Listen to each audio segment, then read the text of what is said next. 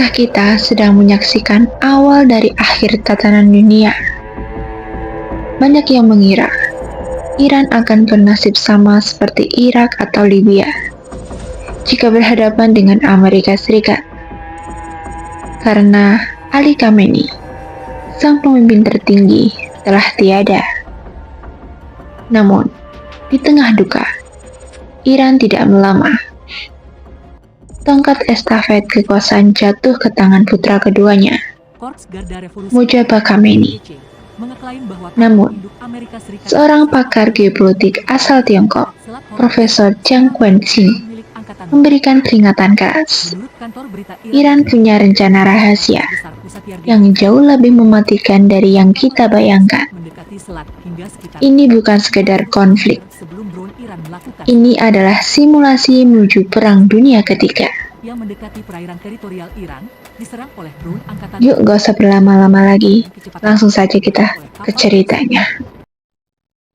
Dalam narasi besar ini, ada 3 aktor utama yang menentukan arah sejarah. Yang pertama, mari kita bedah siapa otak di balik analisis ini. Profesor Jiang Quanxing, atau yang sering dikenal di kalangan akademik sebagai Jiang Ping, bukan sekedar pengamat biasa. Beliau adalah edukator dan strategis, lulusan dari Universitas Yale Amerika Serikat, yang memiliki rekam jejak panjang dalam menganalisis kebijakan luar negeri dan sistem pendidikan global. Pakar predictive history. Ia menggunakan metodologi predictive history, sebuah teknik analisis yang menggabungkan pola sejarah masa lalu dengan data intelijen saat ini untuk memprediksi konflik masa depan. Spesialisasi geopolitik Tiongkok Timur Tengah. Profesor Jiang dikenal karena kemampuannya membaca langkah catur Tiongkok di Timur Tengah. Ia berpendapat bahwa Amerika Serikat seringkali terjebak dalam rasa percaya diri yang berlebihan. Sementara negara seperti Iran telah menyiapkan perang saraf dan jebakan militer yang bisa menghancurkan ekonomi serta moral tentara Amerika Serikat dalam jangka waktu yang lama.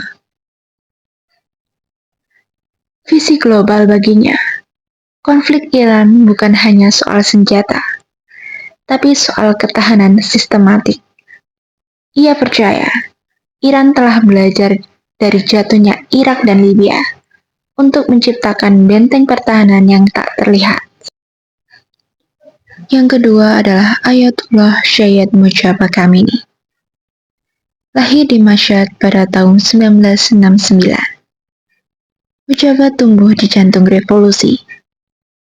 Sejak usia 17 tahun, ia sudah turun ke medan perang dalam perang Irak dan Irak bersama Bayatullah Habib. Meski selama puluhan tahun, ia memilih bekerja di balik layar tanpa jabatan formal. Jangan pernah remehkan pengaruhnya. Mojtaba dikenal sebagai tangan kanan ayahnya dan orang paling berpengaruh dalam Korps Garda Revolusi Islam. Ia terpilih dengan suara bulat oleh Majelis Ahli pada 8 Maret 2026.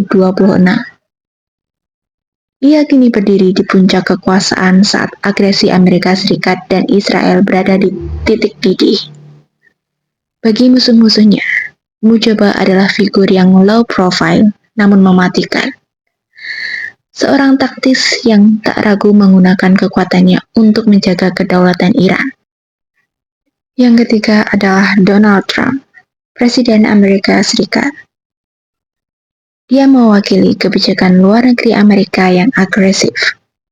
Perannya dalam narasi ini adalah sebagai penggerak utama kekuatan militer terbesar dunia, yang kini tertantang oleh strategi yang tak terlihat yang dilakukan oleh negara Iran. Mari kita bedah lebih dalam. Mengapa? Analisis dari Profesor Jiang Qing, atau yang akrab disapa Jiang Ping, ini begitu menggentarkan banyak pihak di kalangan intelijen internasional. Selama puluhan tahun, doktrin militer Barat, khususnya dari Amerika Serikat, selalu mengandalkan 3 pilar utama untuk meneduhkan sebuah negara. Yang pertama adalah bom untuk kekuatan udara masif. Yang kedua adalah propaganda, perang opini melalui media. Dan ketiga adalah uang sebagai suap atau pendanaan terhadap kelompok oposisi. Namun, menurut Profesor Jiang, di tanah Iran, ketika pilar ini kehilangan tajamnya. Mengapa? Pertama, secara geografis, Iran bukanlah Irak yang dataran rendah mudah disisir oleh tank. Iran adalah sebuah benteng alam dengan luas 3 kali lipat dari Irak, dikelilingi oleh pegunungan raksasa Alborz dan Zagros yang membuat invasi darat menjadi misi bunuh diri bagi pasukan manapun. Profesor Jiang juga menekankan sebuah ancaman yang jarang dibahas media, yaitu water war, yaitu perang air. Strategi Barat yang ingin melemahkan moral rakyat Iran dengan merusak infrastruktur air bersih justru akan memicu pembalasan yang mengerikan.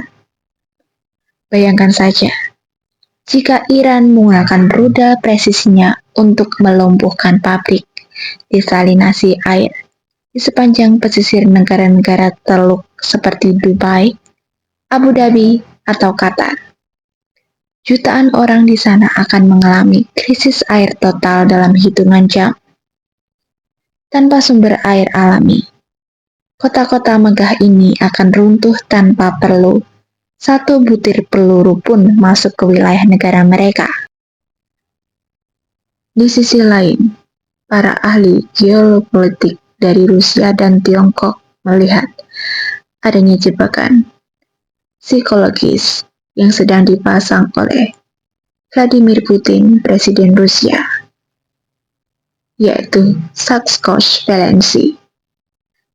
Dalam teori ekonomi, ini adalah kondisi di mana seorang terus berinvestasi pada sesuatu yang gagal hanya karena mereka sudah mengeluarkan terlalu banyak modal di awal.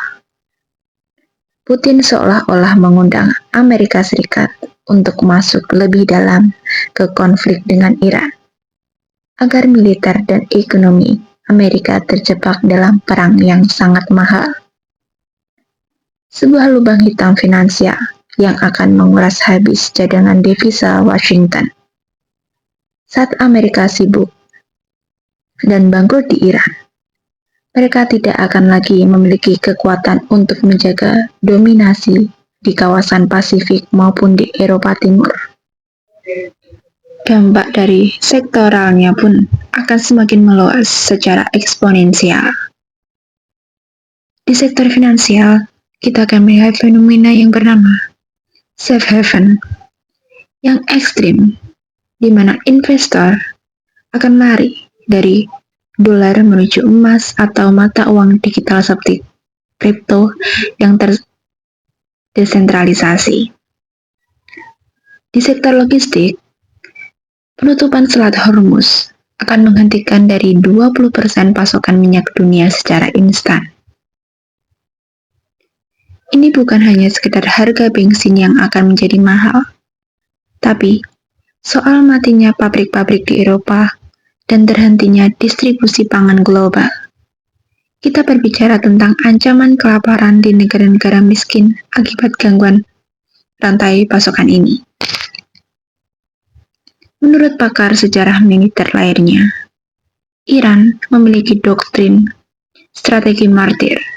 Berbeda dengan tentara bayaran, milisi Iran dibentuk oleh ideologi yang kuat.